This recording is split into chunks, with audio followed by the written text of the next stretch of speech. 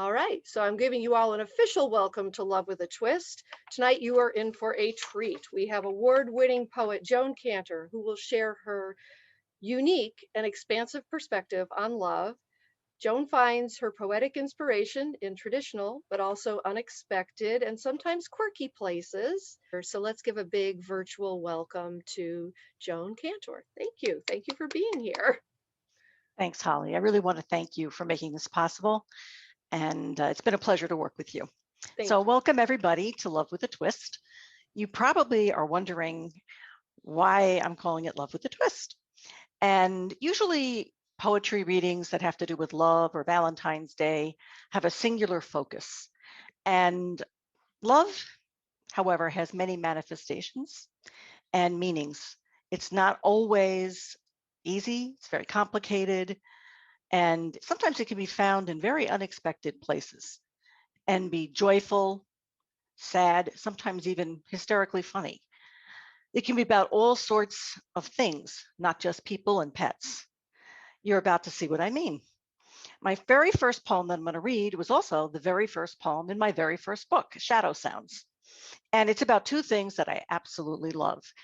The first is obviously writing poetry, and the second is making homemade soup. I love doing both, and I sort of mingle the two together in this poem. They both bring much creative joy. There's a word in the poem that's French for soup, and that is potage. Word soup. It's what I do. Soup and words, poems and potage spring from my mind. Bits of this and that tossed in the pot or on the page. It's all the same. I feel the warmth of words stirring together, my hand firmly on the spoon. Since we're in the language area, I decided to select this particular poem because I think that many people have particular words, especially writers, that they absolutely love. And I love this word to the point of distraction. I know there's just something about it. And this poem is called Chartreuse. We've courted for so long, and my love is so strong that I've planted you in almost every springtime poem, perhaps to the point of abuse. But even my thesaurus, with its paltry choice of words, is saying it's not so. You've no equal, and I know. I've been with others, with names like newborn, incipient, and even yellow green, but they're all insipid fakes on the page. Can't paint what I want to say. So I always rush back into your arms, to your bold and colorful touch, to the slow, sexy swoosh of your voice, with eyes closed and my fingers caressing computer keys. It will always be you and me. The next several poems are about my husband, and some of you know that we're in our 50th year of marriage, and we met when we were teenagers. And he's a pretty terrific guy. And I'm a very spontaneous person, like extremely spontaneous, scattered. I'm all over the place, ADD, disorganized. And I sometimes even joke that I only have a right brain, the left is missing. And this poem, it relates to this poem. And the poem is My Constant, and it's dedicated to Chuck. When I shine too brightly, he shades me with calm. And when I sink into darkness, he offers me light. He's made me stand when I wanted to fall, then made me believe I could stand on my own. And though I love to zigzag through life, when at times it all turns to scribble, he gently guides me towards the straight line. We are the definition of a yin-yang couple, and I would say that's an understatement. So for this next poem, picture me probably in my 30s with 3 kids with really bad learning disabilities, one with severe ADHD, and this feeling of being alone, dealing with all of these problems when my husband leaves for work. Because I was a stay-at-home mom. I mean, I had to be a stay-at-home mom because these were very needy children at the time. They've all turned out to be pretty successful in life. And this next poem, too, is also an exercise in onomatopoeia, which is, if you're not familiar with it, it's using words that replicate the sound of what you're describing. And this poem, they're all dedicated to Chuck, but this poem is called His Morning Detail. The alarm rings in daybreak, and minutes of lingering silence are his, till the rhythm of morning begins. There's a sureness in the shedding of sheets, and in the pressing of feet into carpet. He carefully switches on hidden lights, trying not to disturb me, but I groggily worship his waking. The quick squeak of faucet and hissing of shower as water streams over his body, the thwack of wet towel against flesh, the coarse stroke of bristles on scalp. I love the dull clatter of shaving cream can, the slippery scrape of blade upon beard, and the flicking of water from fingers. Now the padding of feet has a more wakeful sound, each step pressing deeply with purpose. I hear the click swishing of hangers and clothes, the slip sliding tones of his tie, the rustle of jacket pulled over broad shoulders. Soon his weight tips the edge of the mattress. There's a tugging and prickling of socks catching the hairs on his shins. And as he rises to reach the dresser, for an instant, change jingles, then solidly clanks into pants pocket place. Pencils and pens rattle and clink as they're gathered against his chest. His watch band swings and then snaps shut. Rolling over in bed, crumpling blankets and sheets, I bury my head to muffle the sounds of his leaving. That's an oldie. This next poem is actually not that old. It's probably the sappiest poem that I have here. And I wrote this poem while we were having dinner, right shortly after we had dinner for an anniversary at the White Horse Tavern in Washington Depot, Connecticut. Anniversary. In the tavern, away from the cold, we sit at a fireside table with goblets of wine, warm glances, and fingers entwined.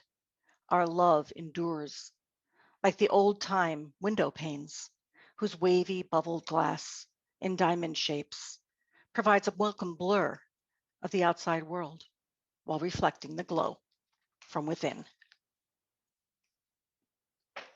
This next poem is a relatively new one. It's just a few years old. And I don't know how many of you are familiar with the term rootstock, but rootstock is a plant onto which another is grafted, and they're usually pretty strong. Rootstock. I learned the meaning of rootstock on a vineyard tour in the rolling green hills of Sonoma, with its ribbon rows of fragile vines grafted onto others with deeply set roots and sturdy upright stems. Together, full of promise, they grew.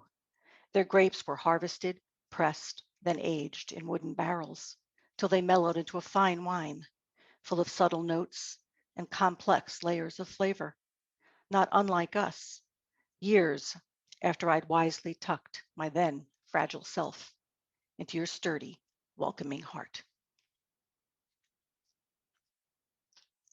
This next one is sort of funny because everybody's cutting everybody else's hair nowadays, but I started doing this before it was necessary.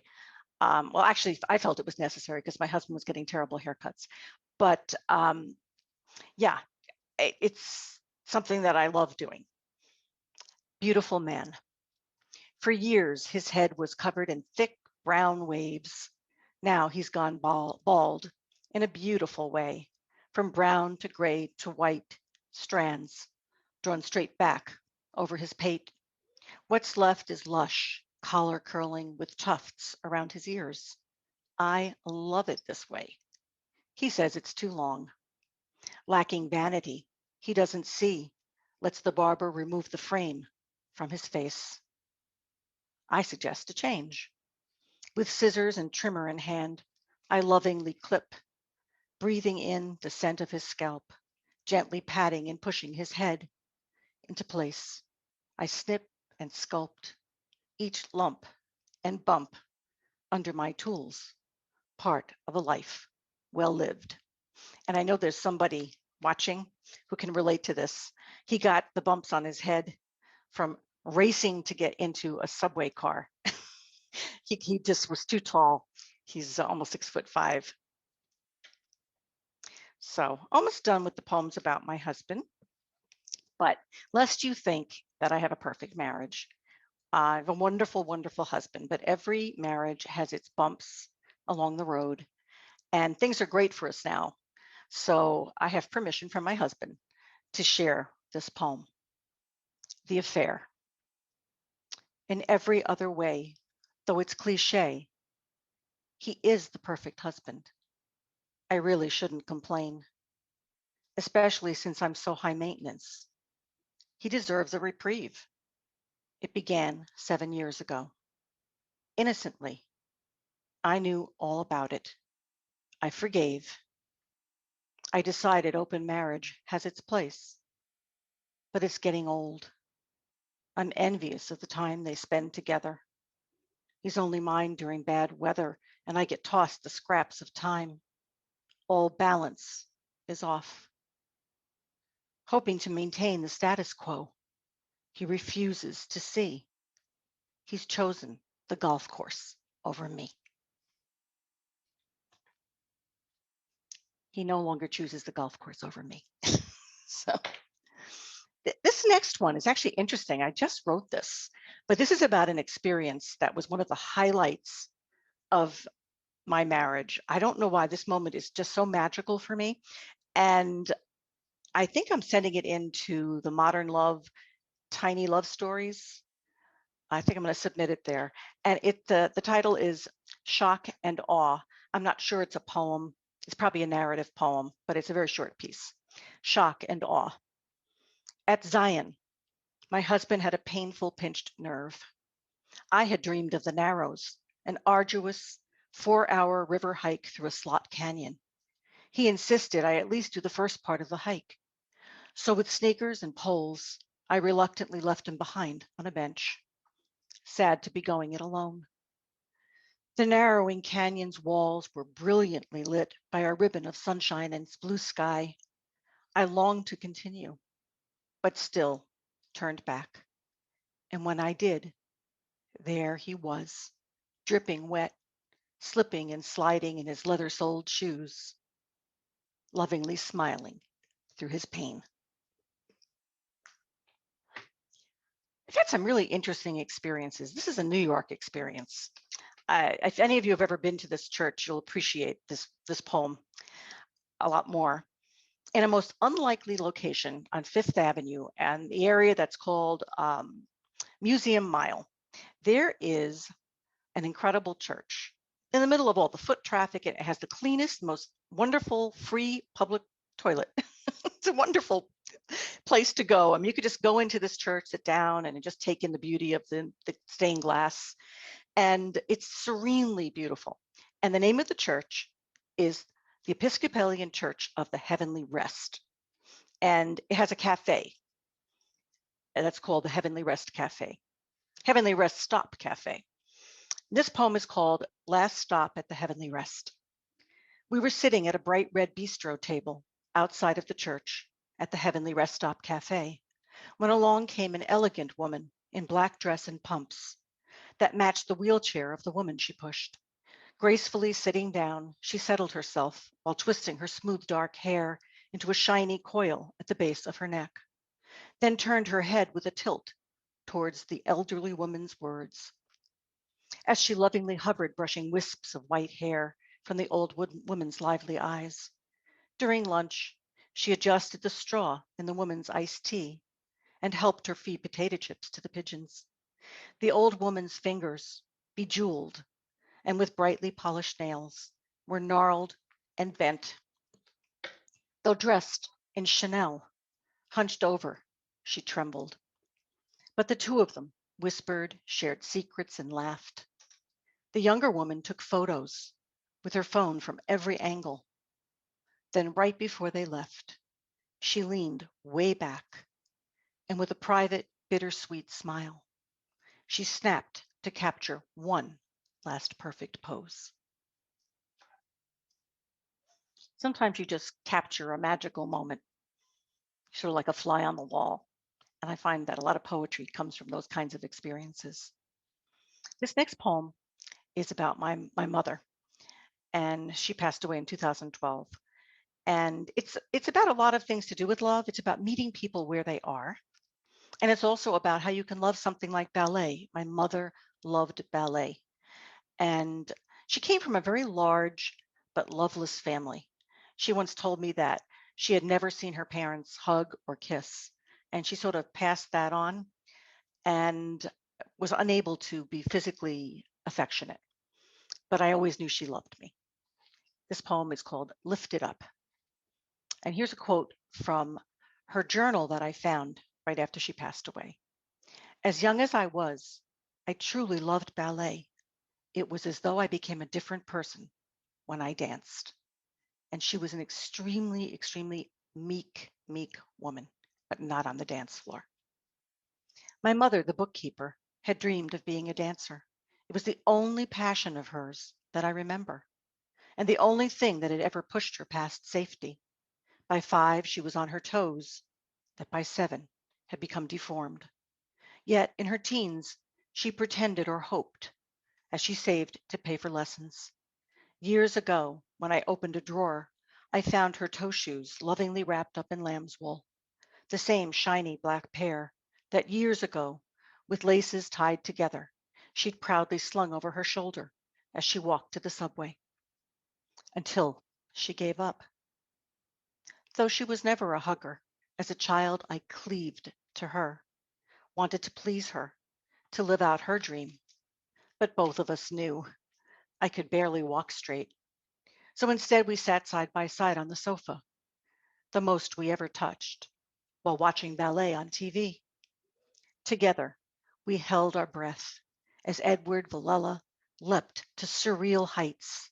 And when Rudolf Nureyev, his back perfectly straight, feet firmly planted, apart, waited, poised, to catch Margot Fontaine in mid-flight, as one, my mother and I flew through the screen and were swooped up high in his arms.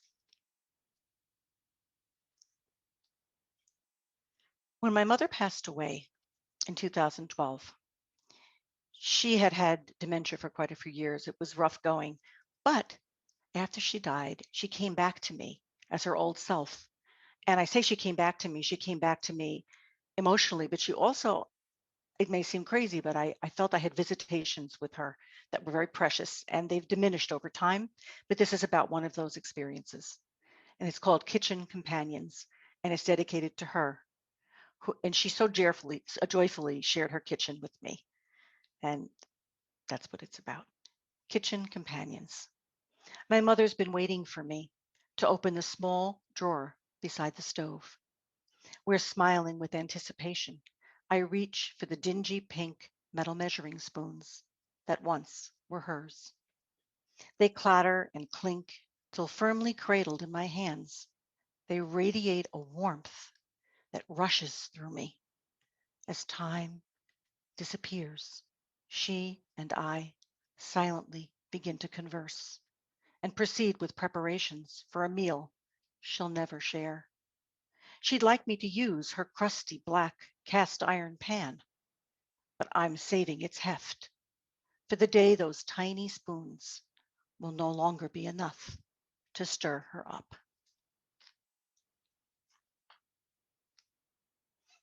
So I told you that my mother was an extremely meek, fearful woman. She was very quiet. She had no self-confidence except when she danced.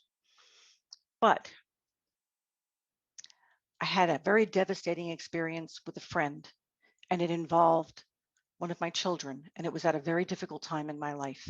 And my mother just happened to be there at the moment. And my quiet, unassuming, and easily intimidated mother showed me something special way beyond those hugs and kisses that I'd been missing for many years and that she just couldn't give me. This was much better than that. In my 45th year, finally, she stood up for me.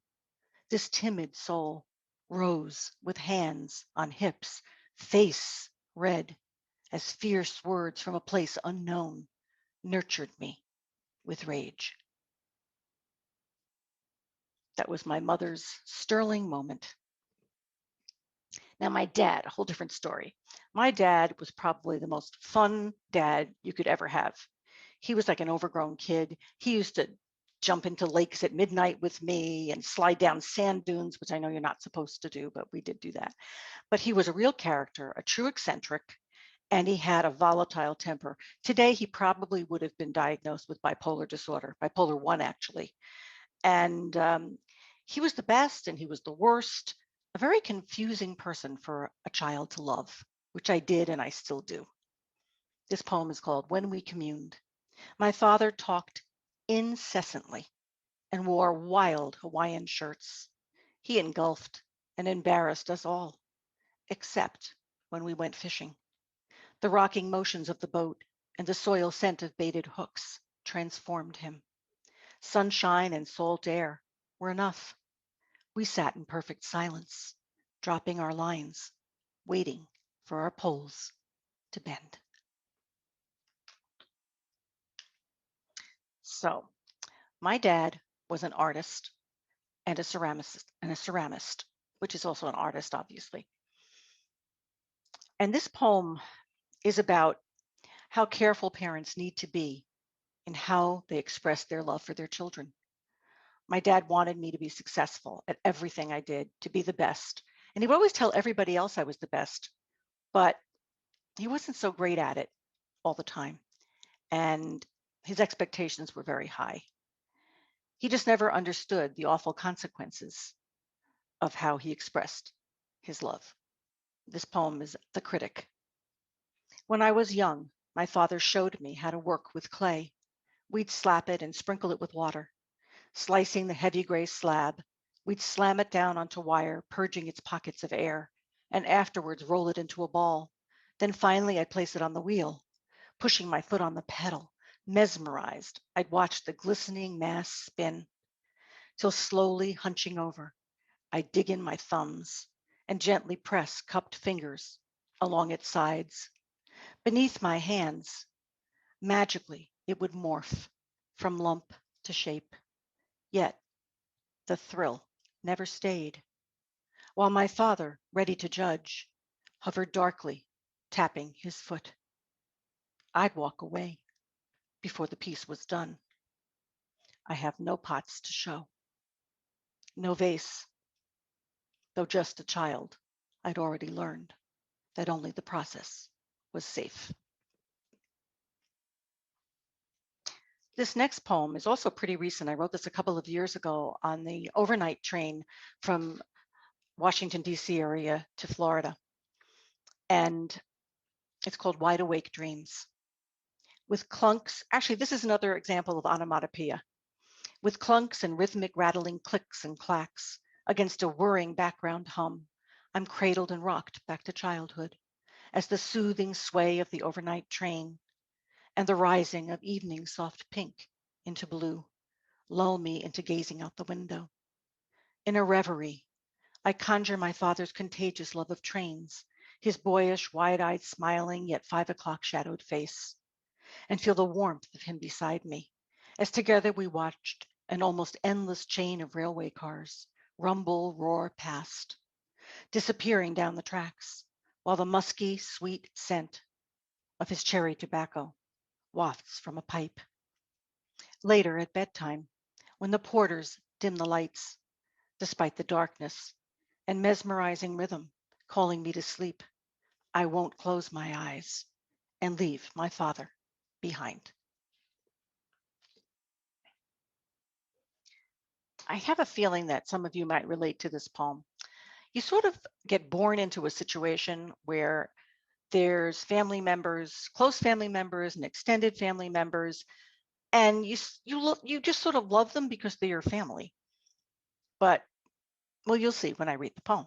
It's called Conundrum. Blood is thicker than water. That's all we have in common. And perhaps why we're stuck. Our worldviews diverge. We follow different rules. We'd never choose to be friends. But as family, we're glued together in a tentatively powerful bond of love that's pushed and pulled as we do and then don't struggle to break free. We latch on to intermittent morsels of hope that tease us into avoiding the truth, of mutual inscrutability, of being always stuck, yet never able to touch. I mentioned this before, but meeting people where they are is an incredibly wonderful demonstration of love, one that is a real challenge for me, and I struggle with it and I work at it all the time. And that's what this poem is about. And it's called For Safety's Sake. She mostly floats, only diving deep to blame, refusing to explore the murky past that to her is crystal clear. When I try to speak, she shuts me down while swiftly rising to the surface. I know she's afraid of the feelings she'll find if together we stay in the depths. So for now, while carefully avoiding the shoals, I'll simply swim beside her in the shallows.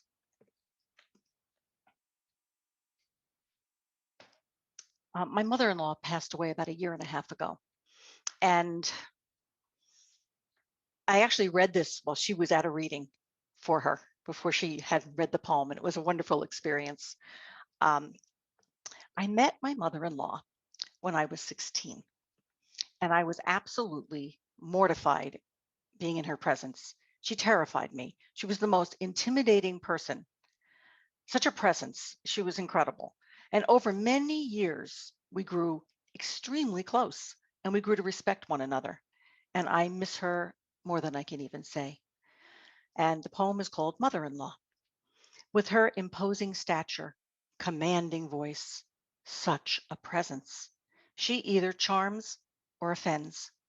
There's no telling when she'll try to engage unsuspecting strangers in conversation, unaware or perhaps not caring to read their faces. Impatient, short, she blurts, but she listens, cares, takes criticism, is generous, intelligent, guileless, fun. She goes out of her way for others, never waiting to be asked. She's the heart pumping life into our family. She shrunk several inches in recent years. Now we see eye to eye. Finally, I can tell her exactly what I think, that I love her.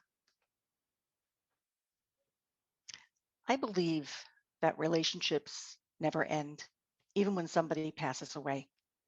They're always with us, and they may not grow, but that presence, even though it's not a living presence, I think sometimes can help us grow.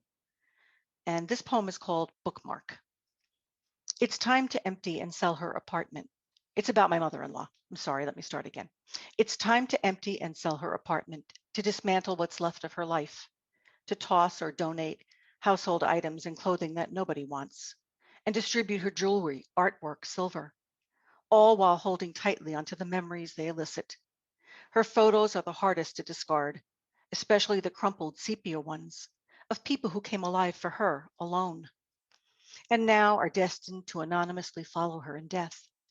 While looking at pictures of her laughing with teenage friends, I wonder which one's the gentleman from her high school days who contacted us when she hadn't returned his calls, who shocked and deeply saddened at her passing, told us that he'd pined for her well into his 90s. Had she even been aware of those feelings? We were so close, I probably would have known, but now I'll never be sure if she left this world with business left undone.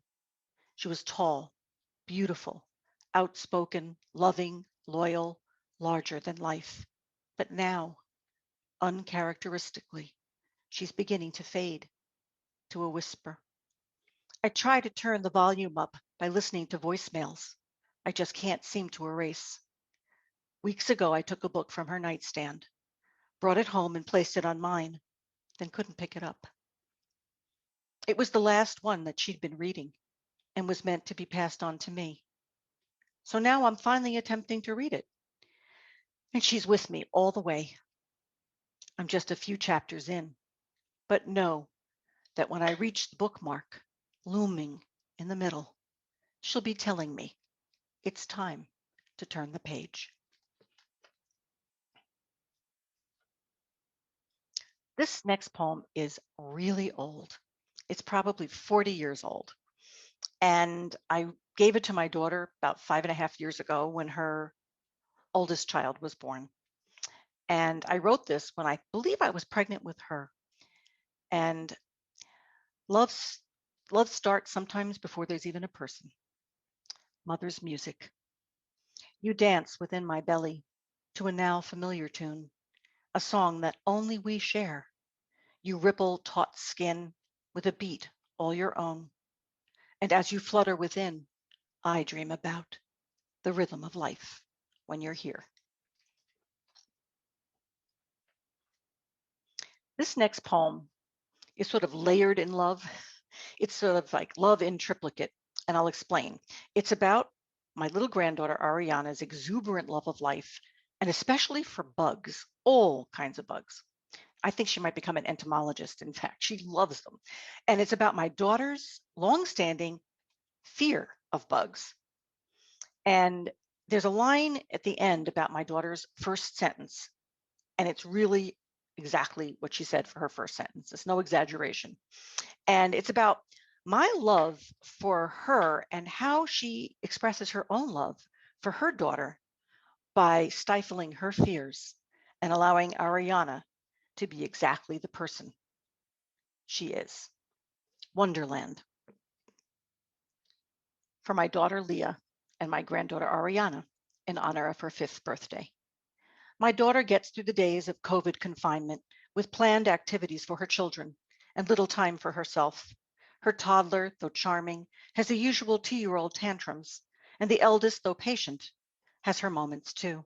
She misses preschool and her friends, and though registered for kindergarten, she probably won't get to go. But when she steps through the door into the yard, she enters an endless universe where, with curls bouncing and arms for wings, she prances across the grass. She explores the tiny stream and woods behind the house, collects rocks, slugs, worms, and other curiosities, all while declaring her love for slimy things. And while my daughter worries about her schooling, my granddaughter is learning to appreciate what she has. And critical thinking is the star of the backyard. As my daughter, whose first strung together words were, "Bugs scare me," lovingly stifles her fear and disgust, our bright eyed, beaming Ariana, with a bevy of insects in her hands, gleefully screams, "My sandbox! It's a wonderland of bugs!" This next poem is about my youngest son, Daniel, and I believe he was 6 years old. And we were on Cape Cod on the Cape Cod Rail Trail. He had just learned how to ride a 2-wheel bike. And I chose this poem because I think it really expresses that intense fierceness of mother love and the exact equal fierceness of mother guilt. Selective memories. My most fragile baby bird, so novelty-legged, is chirping and cheeping fear and delight. Wildly he pumps and overtakes the flock, cocky, standing up, pushing on the pedals, rattling chains he whirs up down hills, till forgetting his newness of skill, I steer him astray, suggesting he look at the view. Turning his head and his handlebars, he veers wildly off the path, bumping downhill towards a tree. After the crash, there is silence.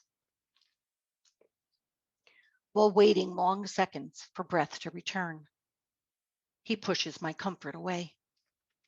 Will his memories be of flight, falling, or of how I failed him? Mine are of his trembling sparrow bones.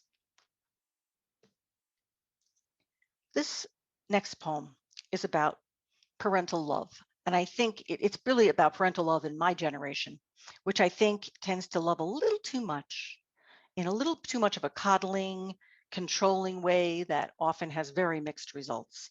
Like, the helicopter parent generation, I believe is what we're called. And I wrote this poem while I was waiting to drive my oldest son, Jesse, to an activity. I was waiting to pick him up from an activity which had run over, and I was just sitting there looking out, and I saw this amazing natural phenomena. This poem is called Parenting Styles.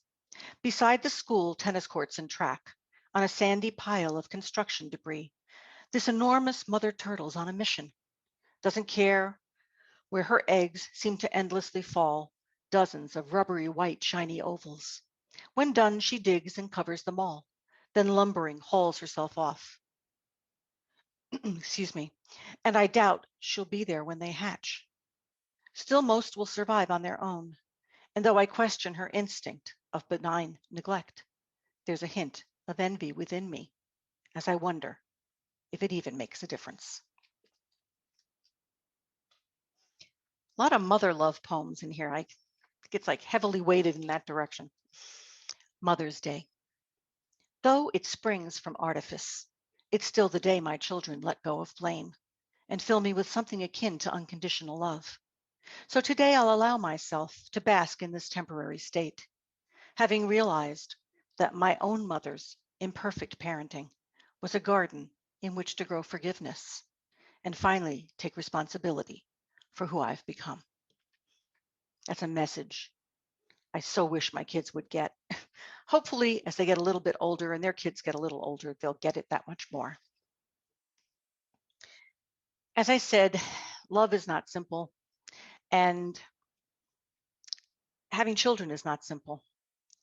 This poem is called Unconditional. I don't know why, but I choose to ride his moods.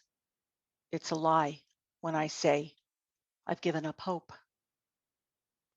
Unconditional love is the cruelest of tricks for the parent who needs to let go. And I should share that I have finally learned how to not ride those moods by having a different kind of a loving relationship, one that's a little bit more at a distance. And I'm proud to say that he has become a wonderfully devoted and loving dad. But there are different parameters of love for different relationships. So now we've moved on, and I'm now a grandmother. And this poem sort of, it's not actually, I don't think I'm a grandmother yet when I wrote this poem. I'm not sure. But there is a little book called Where is My Mother? And it's by P.D. Eastman. And some of you may be familiar with it. It was my kid's favorite book, along with the Moon book. And the poem is As It Must Be. I want to give the empty nest cliche a rest. What's next? Remember the book I read to you over and over and over again? Where's my mother? The little chick cried. Where is she now? Where will she be? Rolls are unraveling. Withered twigs are falling to the ground. As I mother my mother, my little chicks no longer cry for me. Now I am a grandmother. And this poem I wrote for my granddaughter when she was just 2 years old. She's now 14 and absolutely delightful. For Isabella, she loves the tickles, begs for more. I adore the husky chortle reverberating from her tiny being, and those pouty lips spouting perfect imperfections. Blonde hair, blue eyes, and a cherub's face, so out of place with my roots. But I feel my blood pulsing through her. She's the precious part of what her parents once had. Her foundation's been shattered. We fill the cracks with love. The next two poems are about what I think is the most important kind of love. Came late in life for me, but I still believe that it's the foundation for all other love, and that is self-love. And I wish I could show you this poem because it's actually the shape of a painting of a woman in the water. It's sort of like this, curves. and it's called In Her Own Skin, and it was inspired by the Farmington River behind my house and also by a painting from the artist Michael Patterson, and the painting is called Through the Water. And it's the cover image of one of my books, actually. In her own skin, while sitting in the water, soaking up sunshine, she wears her nakedness with voluptuous grace. And in a sideways glance, she gazes at her ample stretched out self with a sense of satisfaction in her solid curves, half submerged in the river that rolls and ripples around her. And with the weight of her body and fleshy thighs, she's a force of nature, a thriving, lush island who decides how the river flows. My version of women's lib. This next poem, it involves self-worth and parenting. Enough. I took our spontaneous, heartfelt hugs for granted. They came from a place of unconditional love. But now my teenage children judge and toss crumbs that, though I desperately chase, will never fill me up. So I try to remember what it's like to be them and keep offering what I know they need, yet are compelled to reject. And though I long for what we used to have and will hopefully have once again, while my children do the messy work of becoming adults, loving myself will have to be enough.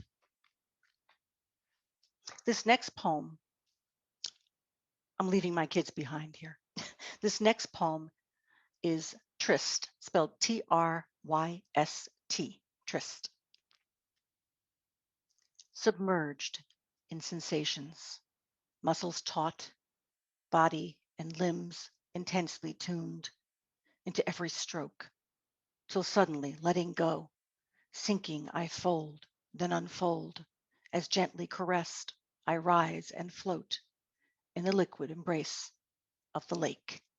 I know there's somebody there who relates to this poem. I said it was poems with a twist. I wasn't trying to pull your leg there, but I love a lake called West Hill Lake. And I swim back and forth across it. I swim there like 5 to 6 months a year. Last year, I swam the whole perimeter of the lake. I miss it. I'm in Florida now, and I'd even be happy to walk across it frozen. So these next poems really have to do more with nature. And there's a certain sadness in this next poem because I am in Florida, and that's where I spend my winters now. And that was totally my husband's idea. This poem is called Winter Lover, and I wrote it probably 4 years ago when we were talking about maybe doing this Florida thing. Winter Lover. Sitting by the fire, tucked tightly in a furry throw, I rock and watch giant snowflakes float and fall in the season's first snow, while wondering why we contemplate leaving winter behind. Though in the last lushness of August, it's what I dread most. I've begun to abandon summer, embrace the cold. I'm falling in love once again. I love Zion National Park. And in this poem, Zion is the first person and is the narrator, but it's really a love poem from me to Zion National Park. Lullaby. The tourists come in hordes, awed by my angles, edges, high canyon walls.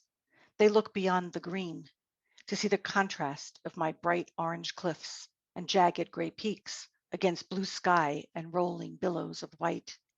They don't see that, like an oversized child, I only appear to be old.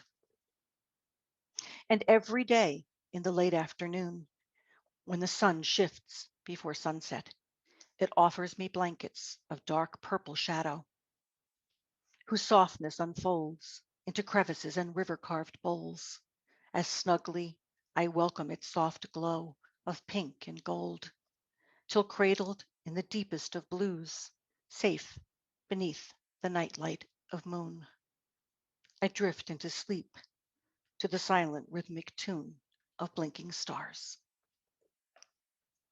The stars at Zion and the purple colored shadows are so spectacular. This next poem could be, on the superficial level, about unrequited love, but it's not. It is about love of the environment and how much we need to care for it. And it's about the o'o bird, which is a bird that was on the island of Kauai in the Hawaiian Islands, and it very recently became extinct. Silenced. In the lushness of jungle, this small black and yellow bird anxiously skitters back and forth on a branch. He's once again singing his half of a love song, as bobbling he points his beak and longingly stretches out his neck. Only now, when he trills, it's to an empty tree. And though he waits each time before warbling again, there'll never be a she to answer him back. No nest to be made, no eggs will be hatched. He's about to succumb to a broken heart, and ours will be filled with the silence. So I'm going back to my dad a little. When my father, well, it's in the poem, so I don't need to explain that. But there's a couple of things I do need to explain about this poem. My father gave me the gift of enthusiasm, which I have in overabundance, perhaps. And he loved art. He was an artist, but he also loved other people's art. He loved nature. He had just joy for lots of things, and he introduced me to a lot of these wonderful things that I love in my life now. And in this poem, there are two things you might not be familiar with. One is Eloise. If you're of my generation, you might have read the Eloise series of children's books. Eloise was a little girl who lived all by herself in the Plaza Hotel in New York City. Her parents left her there. I don't know why. But the other thing is there's two paintings that I mention in this poem. One is a portrait of Sir Thomas More. And as the egocentric child I was at the time, I thought he was following me around the room, but actually his eyes will follow anybody who walks around the room. It's fascinating. And then there's a painting by Vermeer that I refer to as the girl with the pearl earring, but it's another Vermeer painting of a young woman with a pearl earring. It's not the one that you're thinking of. This poem is called Before the Feast, and it's for Daddy. I was barely 10 when I found a friend at 70th and 5th, the Frick, where for his dissertation, my dad dissected Duccio. While wandering the galleries, I discovered art. We practically lived there for a year while he wrote. The guards all knew my name. I was the Eloise of the museum. Her Plaza Hotel, meager digs. Sir Thomas More was watching, having eyes only for me. The girl with the pearl earring, shimmering in light, whispered, confiding. Her secrets were mine. All of these paintings, hors d'oeuvres, for the feast of my life. Thank you to my father for that. This next poem is actually a love poem for Vincent van Gogh and his artwork. And when I wrote this poem, I decided that the painter in the painting was actually Vincent himself. So keep that in mind. And it was inspired by I thought it was a terrific movie, Monuments Men. And it was also inspired by a Vincent van Gogh painting that went missing during World War II. And the name of the painting was Painter on His Way to Work. And imagine this painter is Vincent van Gogh, blank canvas. In his baggy blue-gray work clothes and broad-brimmed yellow hat, this artist with canvas and tools on his shoulders and under his arm, and a prescient black shadow at his feet, was surrounded by fields of deep chartreuse and gold, a soft pale green aqua sky, and trees of rusty brown, on his way to work in Tarascon, walking on a sunlit cobblestone path when he took a sudden detour during the war, and nobody knows for sure where he went. If he waited out the war, hidden in a cave, salt mine, flak tower, or castle, or crumbled in flames during Allied bombings, was torched along with other artists at the Kaiser Friedrich Museum by retaliating Nazis in retreat, or was captured by the Russians and secretly sold, and now sits behind a velvet curtain only to be seen in private viewings. All we have left is a ghost in a color photographic image, absent the swirling thick signature texture of his brushstrokes. But for me, he still lives on the walls of museums In the vase of sunflowers, swirling three-dimensional layers of russet, persimmon, dark green, and gold autumn tones. Or the blue off-kilter bedroom in Arles, with its hanging towel and tilted portraits, that perhaps that day he was on his way to paint. We're coming to the end. I just have a few more poems. I'm not timing myself. I hope I'm not running over. But this poem today is very appropriate. In fact, thank you for being here because I didn't even want to listen to me today. I wanted to watch the impeachment. But this is about love of country. And I wrote this very recently. In fact, I had posted it on Facebook. A necessary reminder. Appreciation fades. And with each generation, we've become more entitled, complacent, in need of others from dangerous or impoverished places who'll wholeheartedly embrace what we have forgotten.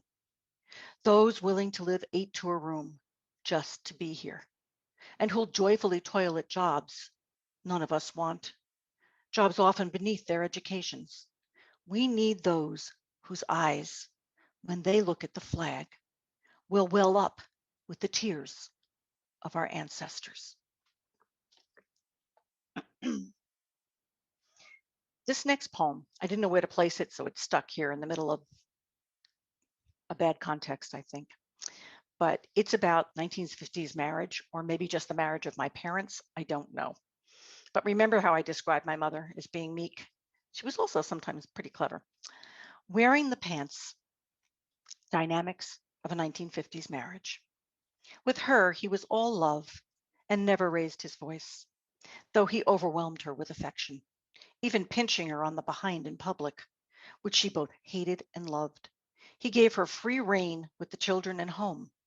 He never made her do anything she was uncomfortable with, and well-meaningly coddled her fears. Yet he could also be selfish, like to get his own way, be the center of attention.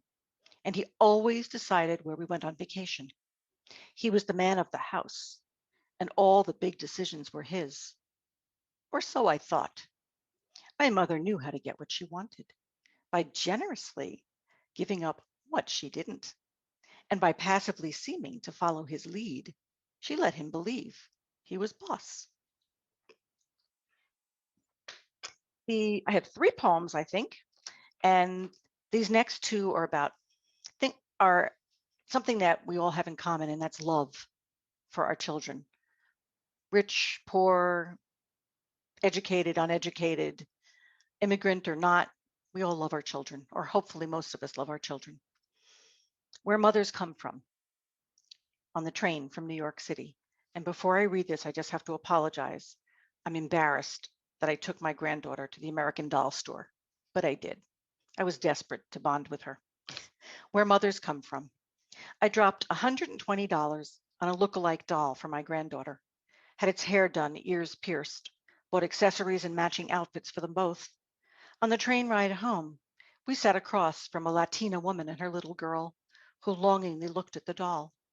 I wanted to hand it over when the mama reached out to softly stroke her daughter's hair and whisper words of kindness in her ear.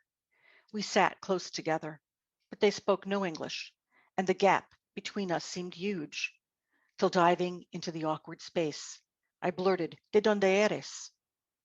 "Where are you from?" "El Salvador," she said, with a fearful look, then with a tentative smile, full of longing and love, and the slightest hint of pride. "We've been here for just over a month. Now my little one's safe with a future. Every day we clean houses together now, but soon should be in school learning English." As I listened, while pressing a hand to my heart, I reached out to touch her arm, tell her she was brave. When her eyes met mine, we both instantly knew we came from the very same place. This next to last poem isn't about illegal immigrant children. It's about their mothers, what they left behind on the Tucson side of the border. Beneath a green arch of branches, on a well-worn path of sandy dirt and matted grass, lie hastily scattered remains of the passage from the other side, colorful scraps of soiled clothing that mamas once mended, the ones who saved pesos for their children's escape, placed food, clean shirts, pants, socks, shoes in the multitude of discarded backpacks, now lying gutted in a graveyard of hope. And that poem was inspired by a photo essay in the New York Times that was part of the undocumented migration project that's based at the University of Michigan. And this is my last poem, and it's about a very wonderful experience that I had. And I think, Holly, you have the photo of the woman. I do. I'll see you. You read your reading, and I'm gonna pull it up. I'm gonna I hopefully. actually, if you don't mind, if you can pull You it up want to? quickly, I'd like to show it to people before I read Okay. it. Oh, Yeah, I that's should have fine. mentioned it before when we were talking. So thank you for being patient. So I can give a little information. My daughter's husband is half American and half Mexican, but he grew up in Oaxaca. And Oaxaca is a beautiful colonial city in the southern part of Mexico, not that far from Guatemala. And it's the culinary capital of Mexico. And the people are warm and wonderful. And I just think the Mexicans are incredible. And maybe I'll read it because it looks like you're having trouble. Are you having a little trouble finding it? She is. Well, I'll show you the picture when I'm done reading, okay? This is really about love of one's fellow man or woman, love for one another, a common love of humankind, crossing borders, Calle Cinco de Mayo, Oaxaca, Mexico. While wandering the city's cobblestone streets, as I peeked through the carved wooden arch of a doorway, a woman with crinkly eyes and golden brown leathery skin welcomed me in to her courtyard of fountains, magenta flowers and birds flying free. In a language of signals and smiles we talked, and she led me to her parrots, Pablo and Pedro. As she bent down, they climbed up to perch on her arm, and while lovingly stroking their heads, she suggested I take a picture.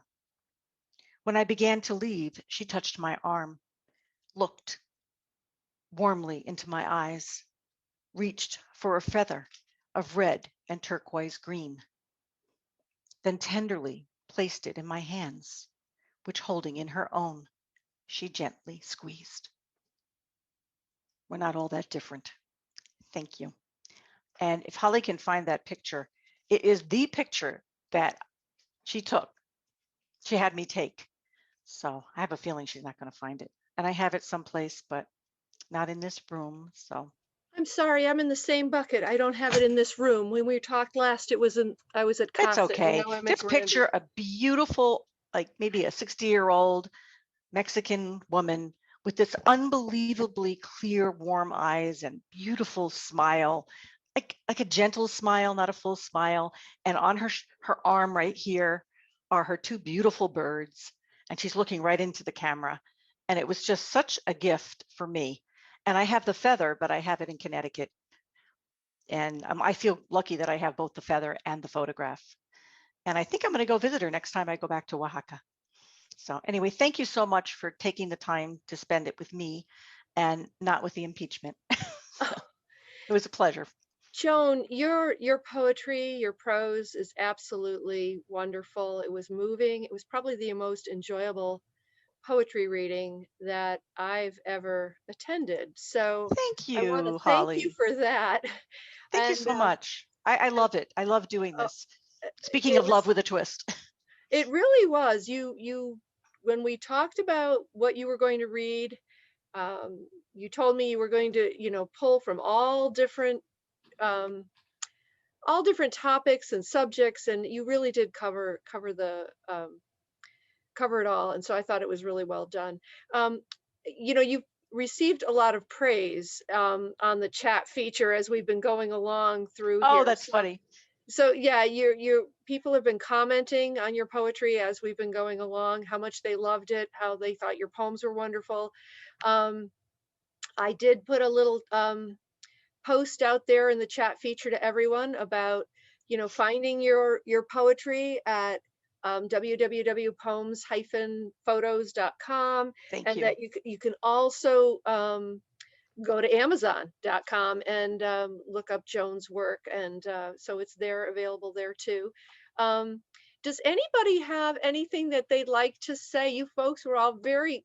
It's hard to be quiet and muted in these Zoom programs. I know it's awful. It's strange I because you're not getting the feedback from the eyes of the people in your audience. oh This is my first Zoom reading, and it's fun and very convenient, clearly, but I miss that interaction with the audience. yeah, It's nice. it's I agree. I agree. And but I have to say we kind of have to follow those guidelines, because unfortunately what happens is all those distracting background noises with the dishwashers running and the dogs barking and the spouses coming through, what Oh, they I do is they understand. immediately Yeah, take it's our just I screen wasn't and accustomed to it. I no, wasn't accustomed to it. I don't think we ever will be. I think it's Yeah. but anyhow, we do um again, I'm just reading some of the other chat messages. Your talent's amazing. Joan, it's the nicest evening that Marcia's had in a long, long time. Oh, hi, Marcia. Iris is happy. She's glad she attended, and you know, Honey and everybody. There's Susan. Everybody. They're all June. They're all sending you great accolades here. So I did want to mention to everyone. I'm gonna just so I can see what's going on. I'm gonna remove that chat screen there for a minute. Um, I wanted to let everybody know that in this basket is everyone's name. Everybody who registered and attended tonight, they have their name in the basket here. I just cut up the registration page while you guys were um, quietly sitting. So I was snipping away.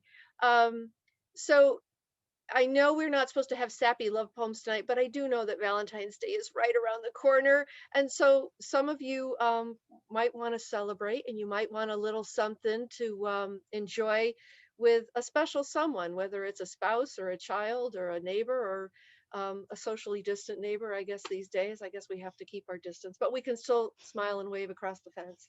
Yeah, thank So, goodness for Zoom. yeah. So let me see, what do I have here? So I don't know if any of you are familiar with Flowers and Such in Granby. They're a florist shop, and they gave us a little gift certificate. If you want to get a little something for someone, you'll be able to use your gift certificate for that. If you want to add to it, I'm sure you can do that if you want to do something truly spectacular. But let's see here. I'm going into my basket here. We've got all kinds of, what have I got here? Okay. So is Deborah Strano still in the group? Because if she is, she can claim this gift certificate to Flowers and Such. I think she And might be gone. oh, did she go? I Oh can't, my I don't see her goodness. picture. So, Oh, you're right. You know what? I have to go scrolling through. All right. All right. So let's see here. Gosh, we kind of had to say you had to sort of stay here and be here to so you know oh, what, well, I know I'm gonna keep going. Next up, let's see who else is in here. Here we go. I'm grabbing like 5 at a time. All right, Elise Carlton, did she stick around? Did we get Elise here? If I you're don't here, think she unmute and came. speak up. Okay. I'm not sure she did either. She might not, she might have been one of the ones that I missed. All right, well, let's see here. I'm going in here some more, scooping around. All right, I here's think people Rosa. honestly are watching the impeachment, and I I think can't you say might that I be blame right. them. Yes, it's riveting, that which I will say. Let's see, who else do we have here? I don't know. Georgette. Is Georgette in the works? No, she's not She here. wanted to be. I know she did. She's at All right. something else. She's at the hearings. All right. No, I think she's on a Shiva call. Oh, okay. Yeah. Oh dear. Okay, Marcia. Marcia. Yay! Marcia's here. I know I saw her name. She Yes, there is. she is. All right. She lives in Missouri though, I think. Marcia. Well, So there's always I can always, Hey, yeah, she'll have to come visit me in Connecticut. she'll have to come visit, or we can, and you can always call. I can mail this out to Marcia. Marcia and I will connect via email. That's what I'll do. I'm going to put this in here. Now we've got some other little gifties here, and let's see here. I'm going in. Nancy DeSenza, is she still here? I can't tell. I'm going through.